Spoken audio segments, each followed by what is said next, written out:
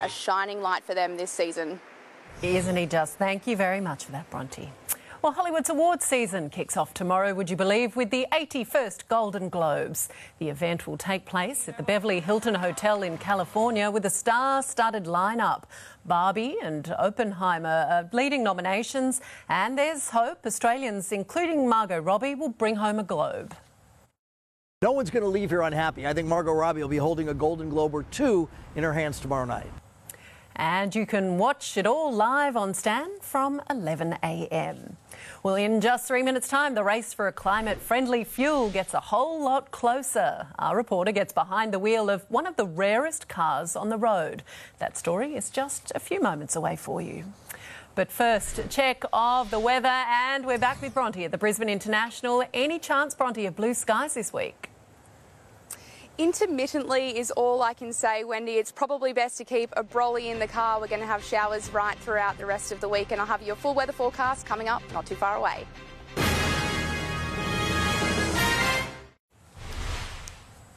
Welcome back. In the race for climate-friendly fuel for our cars, there's a new kid on the block. A select group of manufacturers has released hydrogen-powered cars. And Mark Burrows jumped behind the wheel for a glimpse into our motoring future. It's not a Porsche or a Ferrari. It's far more unique. I'm behind the wheel of one of the rarest cars on the road, a hydrogen-powered Hyundai. And here on the dash we can see that the car's driven 16 kilometres since we filled it. We've purified 33.2 kilolitres of air, which is enough for 2 humans to breathe for a whole day. So no exhaust, in fact you're cleaning the air. The car is like a rolling air purification system that's cleaning the air of the cars, buses and trucks around us. With electric-powered car sales booming, Hyundai and Toyota are offering a hydrogen-powered alternative. Forget about hours of charging, you can fill your tank in just 3 minutes. The hydrogen combines with oxygen. The reaction creates the energy that powers the electric motor. The big advantage hydrogen cars have over electric vehicles is range. On average, electric vehicles do around 350k per charge. But the hydrogen car can do 650k on a tank. The downside at this stage, there are only 6 refuelling stations in Australia. Hyundai and Toyota are now joining forces to try and ramp up the number of refuelling points. But hydrogen is playing catch-up. It will be an option, but when it comes to passenger cars, electric is shaping up as king of the road. Mark Burrows, 9 News. Now it's time for our full weather forecast with Bronte Gildea. Bronte, how's it been out there today? Muggy, Wendy, that's probably the only way to describe it. The cloud cover cooling things a little for finalists on the court, but barely a breath of wind, which didn't help. About 27 degrees during the women's final and cooler again for the men, so comfortable viewing for spectators who will also have a dry run home, which is good news. For the rest of the southeast today, sitting just below the January average across most parts. On the coast, Coolangatta and Southport around 27 degrees, while further inland a maximum of 29 for Gatton, Warwick and Archerfield, a top of 28 degrees for the Sunshine Coast. To the map now, troughs driving heavy rain to the most northern parts of the country, including the east coast, though we'll see the most rainfall over New South Wales and Victoria, bracing for about 150 to 200 millimetres of rain as thunderstorms roll through, with more on the way.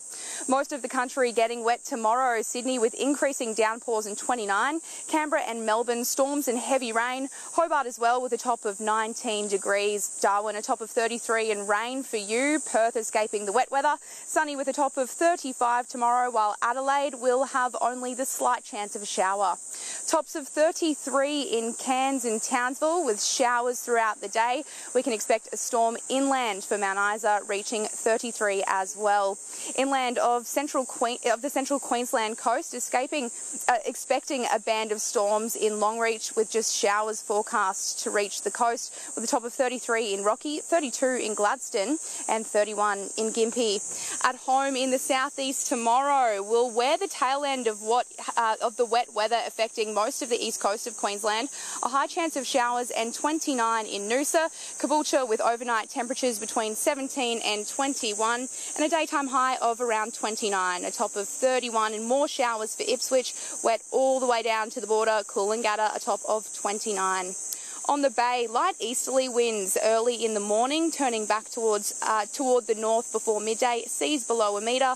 On Gold Coast waters, a similar story. If you're planning on heading out for a paddle, get out there early while the winds are still south, 1 to 2 foot at D-Bar, small on the southern points, but otherwise nice and clean. Here in Brisbane tomorrow, it will be partly cloudy with some showers around. Expect those in the late morning and afternoon. Ahead, similar muggy temperatures, 31 for Wednesday and Thursday, and showers around, that rain persisting into next week. Ipswich with cloudy days ahead as well, a possible storm on the way for Wednesday, the Gold Coast reaching 30 through the middle of next week as well. And on the Sunshine Coast, you guessed it, Wendy, a fair bit more rain ahead as well. Oh dear. All right, Bronte, thank you so much for that. And that is 9 News Queensland this Sunday. Thanks so much for your company. I'm Wendy Kingston from the entire team. Good night.